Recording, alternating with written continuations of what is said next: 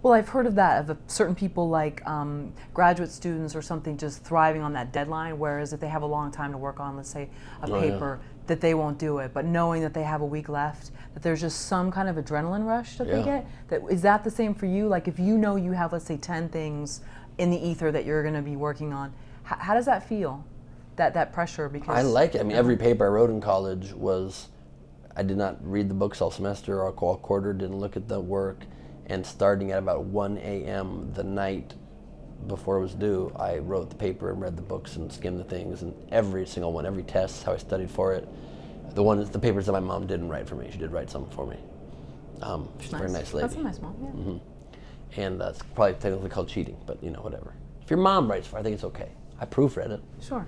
translated it into my own typing, because she Right. didn't like to type. Okay. She's a handwriter. Nice. I had to call her and be like, Mom, I cannot read your writing. If you're going to write papers for me, can you be a little bit more crisp in your penmanship?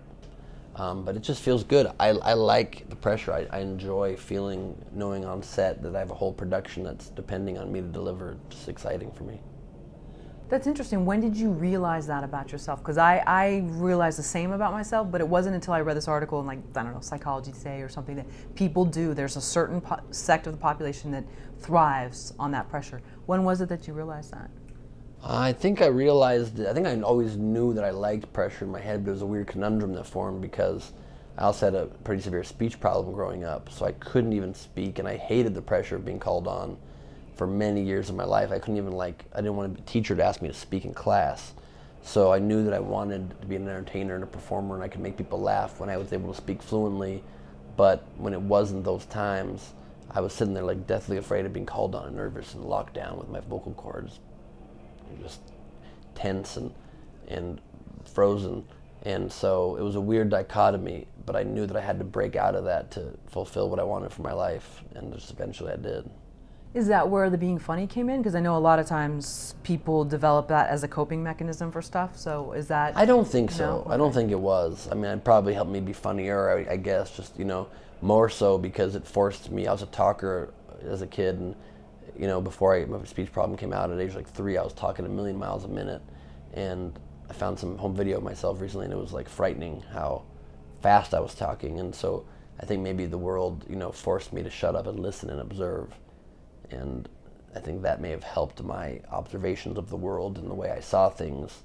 But I think since I was a kid, I always saw the world in a weird comedic lens. I just would see ridiculous things adults were doing or decisions that the world was making collectively, it seemed, and they always seemed full of folly, and they were being, decided in a very odd, flawed logic system. And so I thought it was, if you don't point out the humor in those things, it's just going to be maddening. So I decided to, I just didn't decide, but it's just naturally filtered through my brain in a humorous way.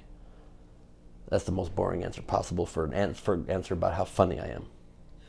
Well, another idea sparked while you were saying that, and that is, in those moments when you maybe had to get up in front of the class and you were dreading maybe the kids around you, and as mean as kids can be, how did that then later groom you for, let's say, being on Chelsea Lately or things? Because you seem so confident and funny, and is that where some of that came from? Like, was that a good school for you? Totally. Growing up around bullies, making fun of you for a speech problem certainly helped prepare me for Chelsea Handler bullying me on the air in a friendly way, but Sure. She made a good part of that show about making fun of me and everything I would say or do. So I definitely had built up a pretty strong shield against that kind of thing, and I was able to take it in a way that I think most people would not enjoy being made fun of, and I loved it and thrived, and because I developed to a point where I had such a good sense of humor about myself, I think, that I could just joke about whatever and take it I used to love watching Johnny Carson and Charles Grodin, or Letterman and Grodin, argue, and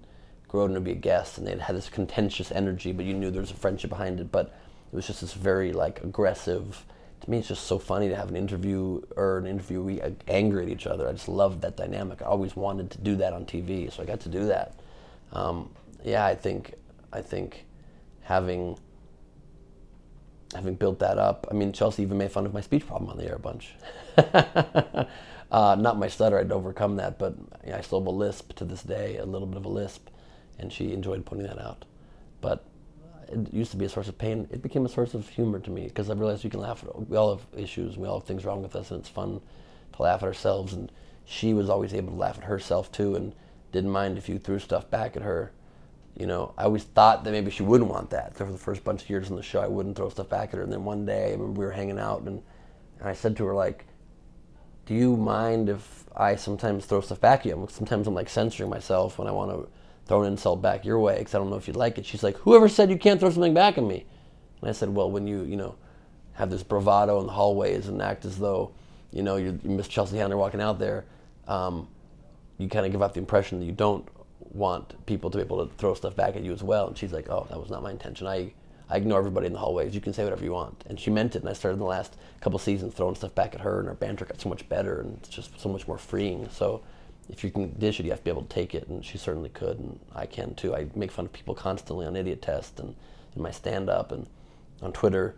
So if I can't take it, that would be hypocritical. I get a lot of hate these days on Twitter. I've found with success, you get a much larger amount of negative responses and people reacting weirdly to things that you do, and I think it's very funny. I often favorite insults on Twitter. I will engage people that call me idiots because I call people idiots, and I'm still fans of theirs. So it would be stupid if I couldn't, you know. Also, you're not doing anything interesting if you're not offending and annoying some people. I think too much of my career was worried about being inoffensive or making sure that I wouldn't, you know, be doing anything that was too, you know, jarring to any one group. And lately I've just been letting go of so much of that, and I think, you know, through that comes a lot of freedom. You know, the reason I became a stand-up was George Carlin. He's my favorite comedian ever, and I saw some interview with him, and every few months when I forget this, I end up on the internet, down the rabbit hole of the internet, and I keep re-stumbling on this video, this interview with George Carlin, where they asked him what made him truly a success, and he said when he finally stopped caring what people thought of him is when he truly started to find success. And I'm finding the same to be true. Yeah, that's the end of that answer.